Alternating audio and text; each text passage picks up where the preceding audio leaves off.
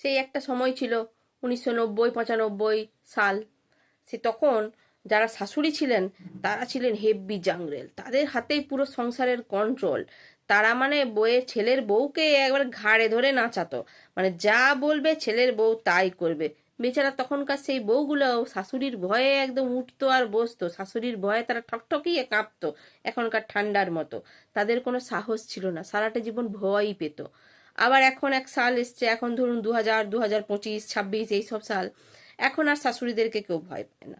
এখনকার মেয়েরা স্বাধীন, তারা স্বাধীন চেতা, তারা আর কাউকে ভয় পায় না। মানে তাদেরকেই এখন শাশুড়িরা ভয় পাচ্ছে, মানে শাশুড়িরা এখন বৌমাদেরকে ভয় পাচ্ছে। বাবা কিছু একটু বলবো, পাশে যে কেস করে দেয়, সে আবার আরেক ঝামেলা, পুলিশ এসে ঘাড়ে ধরে নিয়ে যাবে শাশুড়িকে জেলে, জানে না তো। সেই জন্য শাশুড়িরা এখন ভয়ে ঠকঠকিয়ে কাঁপছে।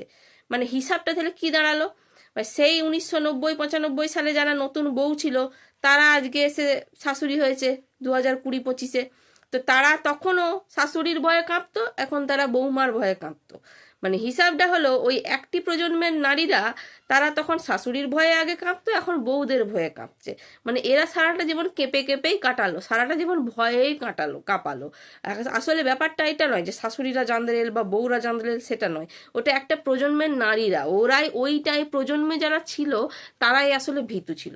তারা আগে শাশুড়িকে ভয় পেত, এখন বউদেরকে ভয় পায়। তারা তখনও সংসার ঠেলতো বৌমা হয়ে, এখন তারা সংসার ঠেলে শাশুড়ি হয়ে। এটাই হচ্ছে মোদ্দা কথা।